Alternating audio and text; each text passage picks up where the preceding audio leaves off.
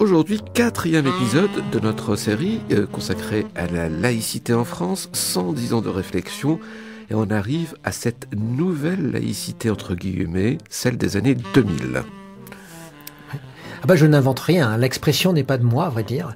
L'expression est de François Baroin, dans un rapport qui date de 2003. La nouvelle laïcité. Tout à fait, qu'il avait rendu au Premier ministre de l'époque, Jean-Pierre Raffarin. Et dedans, il parle de communautarisme, du danger qui guette la République. Et il prononce cette phrase qui, pour moi, pourrait dire l'acte de naissance intellectuelle et politique de cette triste nouvelle laïcité. Il dit cette phrase étonnante, qui est en contradiction avec tout ce qu'on a dit jusqu'à aujourd'hui quasiment, que à un moment donné, il y a une sorte d'opposition insurmontable entre les droits de l'homme et la laïcité. Et donc, il faut choisir la laïcité. Quasiment, je ne dis pas exactement comme ça, mais ça veut dire quasiment ça. Il faudrait choisir la laïcité contre les droits de l'homme. Alors, on voit bien que là, il y a un problème, parce que c'est absurde du point de vue logique. Il faut peut-être rappeler le contexte, c'est-à-dire... beaucoup d'événements se sont passés, tout à fait, oui, des guerres. Il y avait le conflit irakien, effectivement, tout à fait, c'est vrai. La révolution iranienne n'est pas loin, et puis surtout, il y a le 11 septembre. Il y a le 11 septembre, peut-être, mais moi je pense que le 11 septembre n'est pas le problème fondamental. Enfin, pas le problème fondamental pour nous en Europe. D'ailleurs, moi j'avais travaillé pas mal avec des universitaires américains.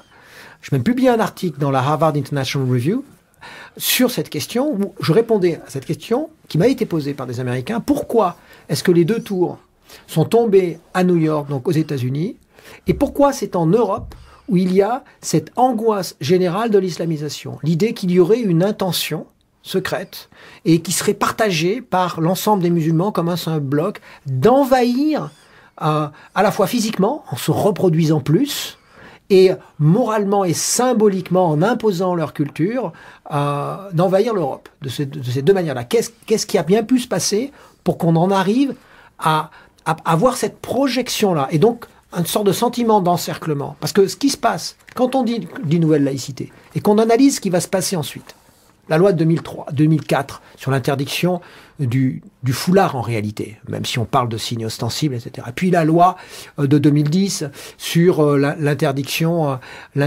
du voile intégral, c'est-à-dire de se couvrir le visage dans les lieux publics. Hein. Et puis les débats qui vont se succéder sur l'interdiction du simple foulard, qui va être préconisé à l'université. Qu'est-ce qu'il y a tous ces débats sur le fait qu'il y a trop d'épiceries halal, que les gens, lorsqu'ils prient dans la rue, en réalité, ce n'est pas parce que la mosquée serait trop petite, ce qui est le cas en réalité, puisque par nombre d'habitants, par rapport au nombre de fidèles, les musulmans disposent de beaucoup moins de lieux de culte, par exemple, que les protestants. Mais c'est normal, c'est historique aussi. Bon, mais on va aller dire, c'est parce qu'ils occupent le territoire. Hein. On va aller dire aussi, j'ai lu un article dans Le Monde de Madame Tribala, qui est une démographe par ailleurs assez sérieuse, qui a pu écrire pourtant cette absurdité, que s'il y avait autant de musulmans dans les quartiers, c'est pas parce qu'ils font partie en moyenne des catégories socio-professionnelles qui sont un peu clouées dans ces parties. Pour ne pas dire défavorisés. Voilà, pour ne pas dire défavorisés, mais c'est parce que ils savent qu'ils ont intérêt à y rester pour être ensemble, pour pouvoir se mobiliser. Donc vous prenez les termes mobilisation, vous prenez le terme occupation, vous vous rendez compte que ce sont des termes militaires. Vous vous rendez compte qu'on est dans une ambiance de paranoïaque, pas seulement phobique vis-à-vis de l'islam, parce que la phobie ne suppose pas l'intention de l'objet de notre peur. Alors que là, on suppose une intentionnalité. On suppose qu'on nous en veut à nous, à notre identité, à ce que nous voulons être. Il ne nous laisse pas être ce que nous voudrions être, etc. Et donc, il y a cette espèce de mise en scène à l'intérieur de laquelle la laïcité participe. C'est-à-dire qu'on va nommer, c'est pas de la laïcité authentique, bien sûr, mais on va nommer laïcité, on va faire, si vous voulez, on va mettre la laïcité exactement dans le patrimoine national. On va dire, c'est ce qu'a très bien compris Marine Le Pen à partir du milieu des années 2000, alors que son père se voulait, enfin au moins portait la laïcité, ne portait pas la laïcité dans son cœur, même pour lui c'était suspect, c'était le complot judéo-maçonnique, disait-il. Avec Marine Le Pen, la laïcité devient un patrimoine national, quasiment à égalité avec le château de Versailles, la virginité de Jeanne d'Arc et le vase de Soissons. Et du coup, elle en perd ses caractéristiques juridiques. On va dire, on va défendre la laïcité, mais comme si on défendait nos valeurs. Tout le monde va être d'accord pour défendre la laïcité. Il va y avoir une sorte d'unanimisme pour défendre la laïcité, mais on va plus savoir ce que c'est.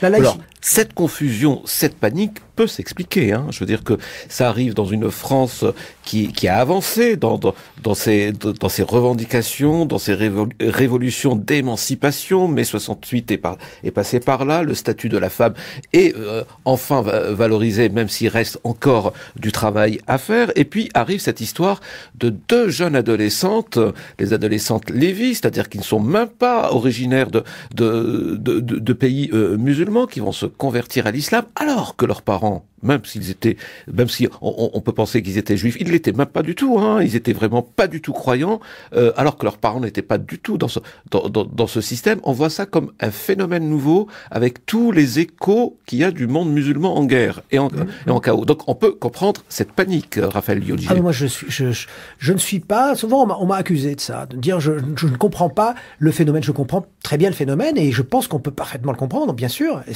ça va de soi. C'est à ça que sert le regard scientifique, c'est d'essayer de prendre du recul, essayer de comprendre, et ni d'excuser, ni de protéger, ni d'aller dans un sens, ni dans l'autre.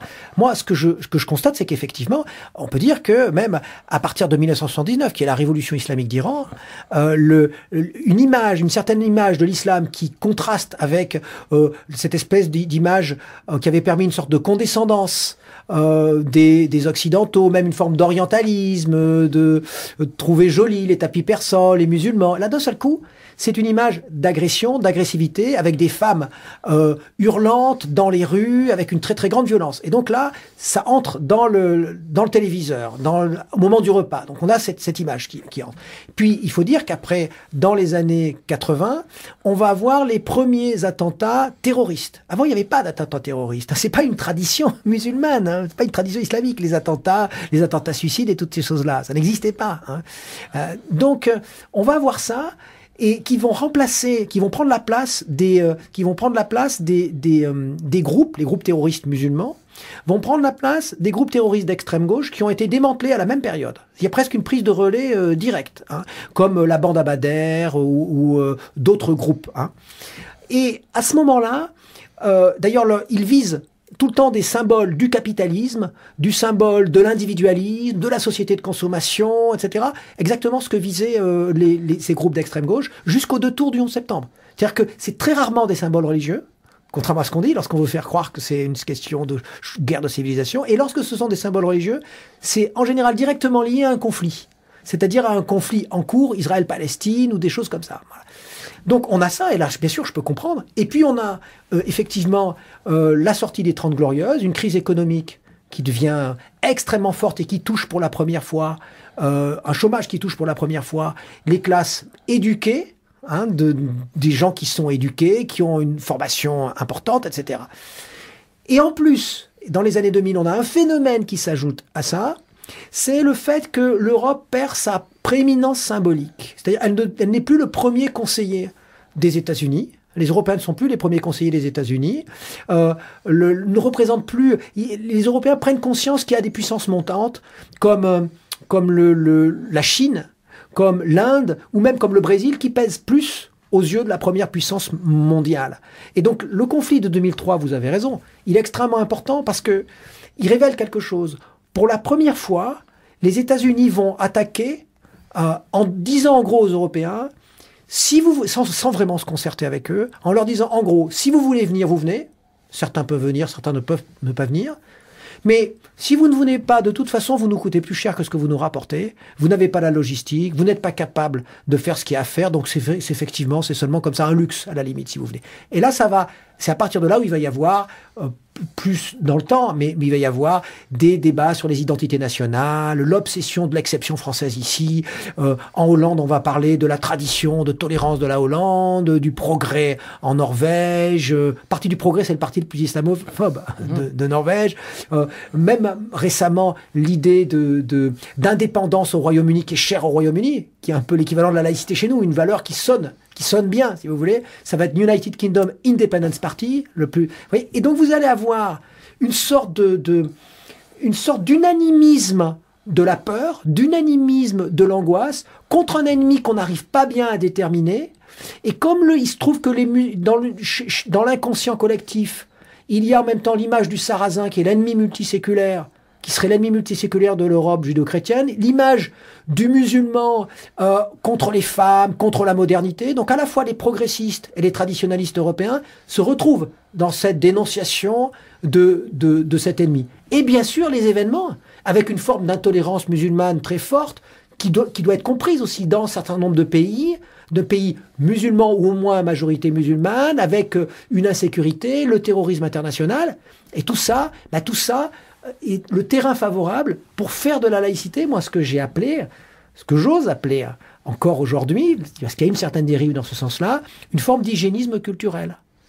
Parce que quand vous avez un proviseur de lycée, c'est le cas aujourd'hui, j'ai multitude de cas, qui convoque une jeune fille qui respecte la loi parce qu'elle enlève son voile lorsqu'elle rentre au lycée, mais il la convoque parce qu'elle a gardé une robe noire et une robe longue, en lui disant « Est-ce que, mademoiselle, vous n'avez pas essayé de contourner la loi en exprimant votre religion ?»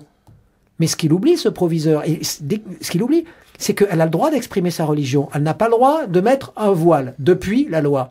Mais la loi ne dit pas qu'elle ne peut pas exprimer sa religion par des modes qui ne sont pas dits par la loi. Donc c'est surinterprété. C'est-à-dire qu'il y a une surinterprétation dans une logique de guerre, en quelque sorte. Comme si la laïcité devait faire la guerre culturelle. Elle ne doit pas faire la guerre culturelle. Elle n'est pas faite pour ça, la laïcité. Ça qui est étonnant. Et quand vous avez le proviseur, un proviseur en particulier à Marseille, qui précise, bon, vous me dites que c'est faux, que vous ne voulez pas contourner la loi, mais quelle est la marque de votre robe? Ça ferait rire si ça ne faisait pas pleurer.